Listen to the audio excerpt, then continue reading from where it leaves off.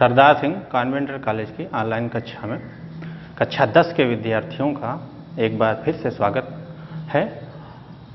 कक्षा 10 में जैसा कि आप जानते ही हैं, पढ़ रहे हैं, टॉपिक है धनुष भंग। गोस्वामी तुलसीदास जी इसके रचयिता हैं और एक किस्सा उनके ग्रंथ से है। तो जो घर घर में पाठ होता है श्री रामचरितमानस से लिया गया है और ये चौपाई और दोहा छंद में लिखा गया है। तो आगे देखें आप, देखिए इससे पहले सीता जी और सीता जी से पहले उनकी माता ने को शंका हुई कि ये कोमल किशोर बालक जो राम हैं, क्या ये पहाड़ जैसे बड़े और कठोर धनुष शिव जी के धनुष को क्या ये तोड़ पाएंगे। उनकी कोमलता को देख करके उनको संदेह हो रहा था। तो जब माता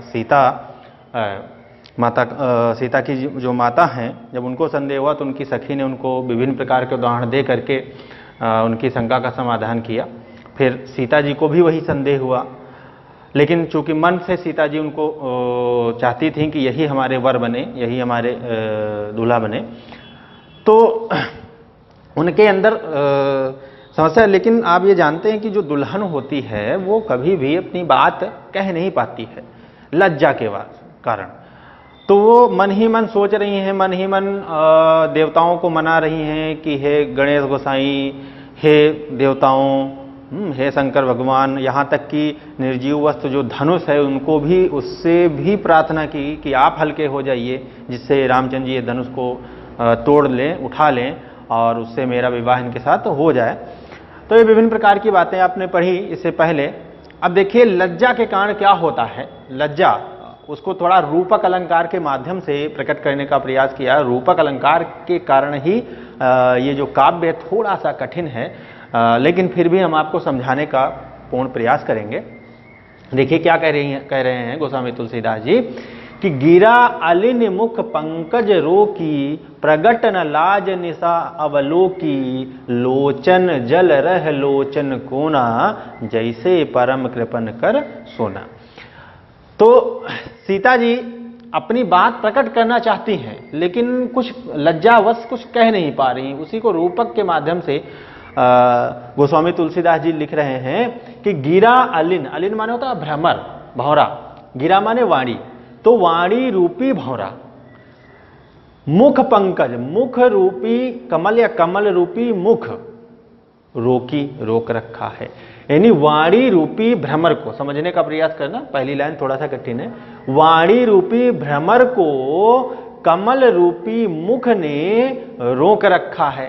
और प्रगट न लाज निशा अवलोकी, लाज लज्जा रूपी रात्रि को देखकर, अवलोकी माने देखकर, प्रकट न, जो प्रकट नहीं कर रहे हैं। कौन? भ्रमरी। कहने का तात्पर्य है कि जो सीता जी हैं, तो सीता जी चूंकि लज्जा युक्त हैं, लज्जा में हैं, कुछ कह नहीं सकती किसी से, अपनी सखी से भी नहीं कह पा रही हैं, अपने अंदर ही सब कुछ भावनाएं समेटे हुए हैं। तो उसी को प्रकट करते हुए कहा कि सीता जी जो है उनकी वाणी रूपी भ्रमरी को, अलिन, अलिन माने भ्रमरी, वाणी रूपी भ्रमरी को उनके मुख रूपी कमल रूपी मुख ने रोक रखा है।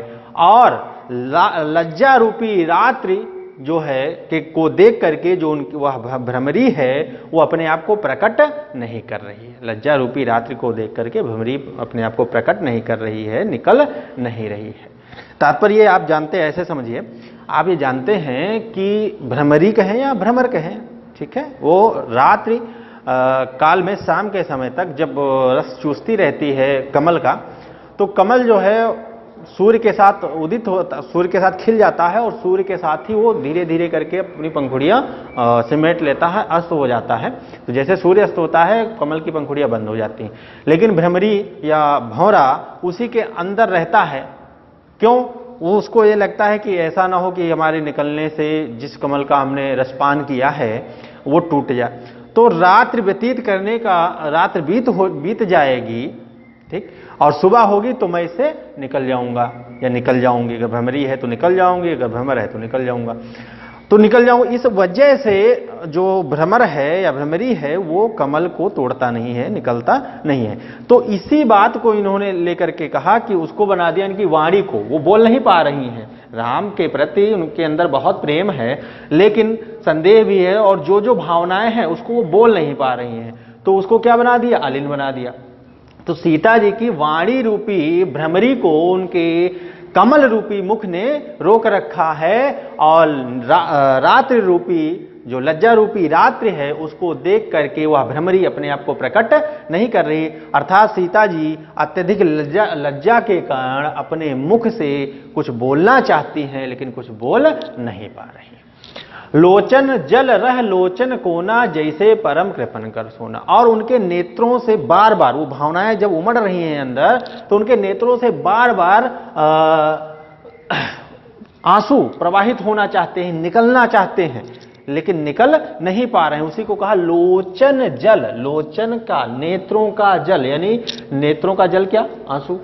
रह लोचन कोना, वह रह जाता है लोचन के नेत्रों के कोने में, यहां पर यानी आंसू जो है नेत्रों से निकलना चाहते हैं लेकिन वे आंसू नेत्रों से नहीं निकल पाते। और आपने देखा होगा कोई कोई रोना चाहता है लेकिन रो नहीं पाता, तो इसलिए इधर साइड में किनारे जो है हल्का हल्की सी थोड़ी सी बूंद आ जाती है, आंसुओं की बूंद दिखाई पड़ने लगती है, झलकने लगती है, आंखों से आंसू जो है झलक आते हैं।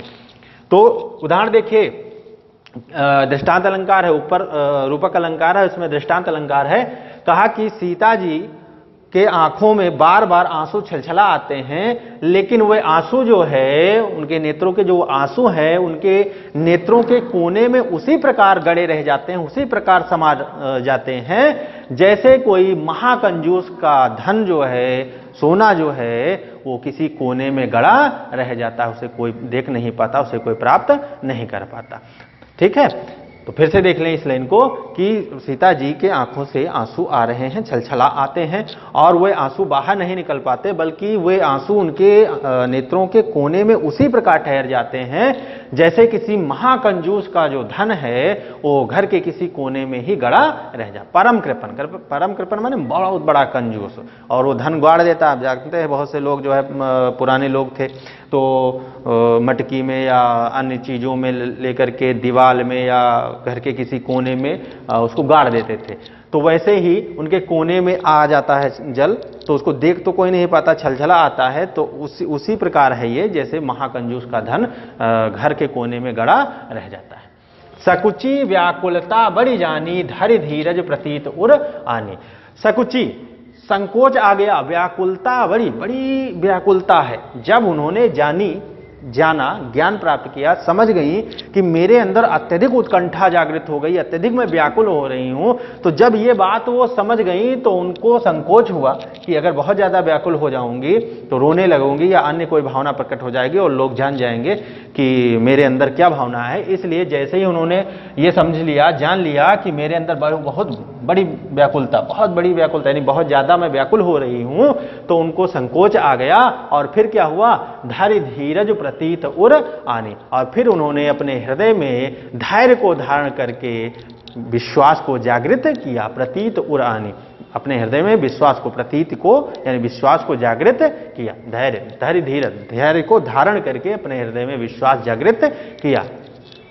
तन मन बचन मोर पनु साचा रघुपति पद सरोज चितु राजा। कहा कि क्या सोच रही हैं, कह रही हैं कि तन मन बचन, शरीर से, मन से और वाणी से, मोर पनु साचा, यदि मेरा पनु माने प्रण, पनु माने प्रण, साचा सच्चा है। कैसा प्रण है, उन्होंने मन में ही प्रण कर लिया है कि यह जो मेरा शरीर है या जो मैं हूं, मैं श्री राम की ही दासी बनूंगी, श्री राम की ही पत्नी बनूंगी, अन्य किसी की मैं बन नहीं सकती। तो इसलिए कह रही हैं कि यदि मेरा ये जो प्रण है कि मैं श्री राम जी की ही पत्नी बनूंगी, यह तन मन और वचन से सच्चा है, तो रघुपति पद सरोज चितुराचा, और क्या, रघुपति श्री रामचंद्र जी का नाम रघुपति भी है, तो श्री रामचंद्र जी के चरण रूपी कमलों या कमल रूपी चरणों में मेरा यदि चित्त रचा हुआ है, मेरा मन यदि लगा हुआ है, तो भगवान सकल उर स्नेहु, तो निश्चित रूप से जो भगवान है वो सबके हृदय में वास करते हैं, वो सबके हृदय की बात को जानते हैं, क्योंकि वो सोच नहीं, बोल किसी से नहीं रही हैं। ऊपर कहा कि तन मन वचन मोर, यदि मैंने मन तन से, मन से और वचन से जो प्रण लिया है कि मेरे पति श्री रामचंद्र जी ही बनेंगे और मेरा मन भगवान राम के कमल रूपी चरणों में ही रचा हुआ है और किसी की ओर नहीं जाता, नहीं भटकता है, तो सबके हृदय में निवास करने सकल उर सबके हृदय में जो निवास करने वाले भगवान हैं वो जानते हैं कि मेरे अंदर राम के प्रति कितना स्नेह है, कितना प्रेम है। तो निश्चित रूप से मैं ये कह सकती हूं कि सोते ही मिले न कछु संदेह। तो जो इतना प्रेम करता है किसी से, जो इतना चाहता है, जिसके हृदय में पूर्ण निष्ठा है कि मैं इन्हीं को ही प्राप्त या मैं इस चीज को ही प्राप्त करूंगा, तो निश्चित रूप से वो उसको जरूर मिलता, सोते ही मिले, वो उसको जरूर मिलता है, न कछु संदेह, इसमें कोई संदेह नहीं है। ठीक है, तो भगवान सबके हृदय में रहने वाले जो भगवान हैं वो सब जानते हैं कि किसके हृदय में कौन स्नेह कैसा है, प्रेम कैसा है, छल है या कपट है, केवल दिखावा है, ये सारी बातें भगवान जानते हैं। तो यदि मैंने तन मन और वचन से जो प्रण लिया है कि मेरे पति श्री रामचंद्र जी ही बने और मेरा मन जो है, मेरा जो चित्त है वो भगवान राम के चरण रूपी कमलों में ही रचा हुआ है, तो सबके हृदय में निवास करने वाले भगवान जानते हैं कि किसके अंदर कितना, किसके प्रति प्रेम है। तो इस स्थिति में मैं ये कह सकती हूं कि सोते ही मिले, वो उसको जरूर मिलेगा, न कछु संदेह। जो जिसको चाहता है, इतनी तल्लीनता से यदि मैं चाहती हूं तो मुझे राम जी अवश्य मिलेंगे, मैं राम की दासी अवश्य बनूंगी, इसमें कोई संदेह नहीं है। प्रभु तन चितई प्रेम तन ठाना, कृपा निधान राम सब जाना। प्रभु तन चितई, प्रभु के यानी श्री रामचंद्र जी की ओर सीता जी ने देखा और प्रेम तन ठाना, और अपने शरीर में प्रेम को ठान लिया। शरीर में प्रेम को ठानने का मतलब यह है कि ये विश्वास कर लिया कि ये जो मेरा शरीर है यह रामचंद्र जी का ही होगा, अन्य किसी का नहीं हो सकता। तो कृपा निधान राम सब जाना, इतनी बात ये जब सोच रही थी उसी समय भगवान राम जो हैं उन्होंने दया के सागर, कृपा निधान कहते हैं दया के सागर, दया के भंडार, राम सब जाना, राम ने सीता जी की मनोस्थिति को अच्छी प्रकार से पढ़ लिया, अच्छी प्रकार से जान लिया।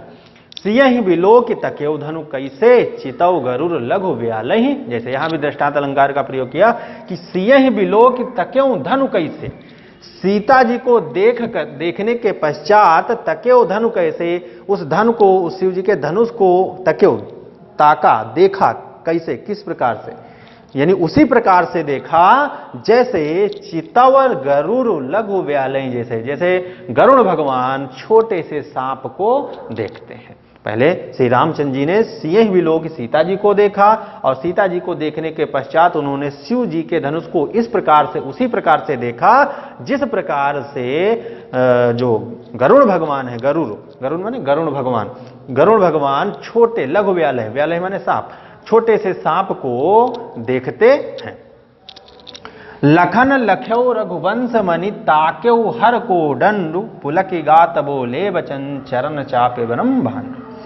लखन लख्यो रघुवंश मणि, लखन जी ने लख्यों देखा रघुवंश मणि श्री रामचंद्र जी को, ताक्यो हर को दंडु, क्या देखा रामचंद्र जी को कि उन्होंने हर कोदंड, हर के भगवान शिव के कोदंड माने धनुष को ताक्यो, तोड़ने की दृष्टि से देखा है। ठीक, उधर लक्ष्मण जी ने ये देखा कि श्री रामचंद्र जी ने भगवान शिव के धनुष को तोड़ने की दृष्टि से अब देखा है कि अब उसको उठा करके वो तोड़ ही देंगे, ऐसा उन्होंने जान लिया कि इस दृष्टि से देख रहे हैं कि इस धनुष को अब मैं उठाकर तोड़ लूंगा। तो जैसे ही ये बात लखन ने यानी लक्ष्मण जी ने देखा तो पुलकिगात, तो उनका शरीर पुलकित हो उठा, प्रसन्न हो उठा। बोले बचन चरण चाप ब्रह्मांड, चरण चाप चरणों से दबाकर, चरण चाप माने चरणों से दबाकर, ब्रह्मांड माने ब्रह्मांड को अपने चरणों से दबा करके बोले वचन इस प्रकार कहना प्रारंभ किया। ठीक है, इसको फिर से देख लें कि जैसे ही लक्ष्मण जी ने ये देखा कि श्री रामचंद्र जी ने शिव जी के धनुष को तोड़ने की दृष्टि से उसको देखा है कि अब ये इसको तोड़ देंगे, अब इसको उठा करके तोड़ देंगे। तो उनका जो शरीर है वो पुलकित हो उठा, हर्षित हो उठा और बोले वचन चरण चाप ब्रह्मांड, अपने चरणों को दबाकर, अपने चरणों से ब्रह्मांड को दबा करके। क्यों? क्योंकि जब धनुष टूटेगा तो उनको पता है ये कोई साधारण धनुष नहीं है, ये शिव जी का धनुष है, भयंकर गर्जना होगी, तीनों लोग थर थर थर थर कांपने लगेगा, पृथ्वी में हलचल हो जाएगी। तो इस वजह से जो लक्ष्मण जी हैं उन्होंने ब्रह्मांड को अपने चरणों से दबा लिया और फिर इस प्रकार कहना प्रारंभ कर दिया। तो यहां पर देखिए अलंकार की बात करें तो पहले में रूपक है, यहां पर दृष्टांत है, यहां भी दृष्टांत अलंकार है, यहां भी पद सरोज में रूपक अलंकार है। ठीक, तो रूपक और दृष्टांत दो मुख्य रूप से हैं और अनुप्रास तो साधारण रूप से हर में रहता है, हर एक छंद में रहता ही है, क्योंकि 5 भाग हैं उसके।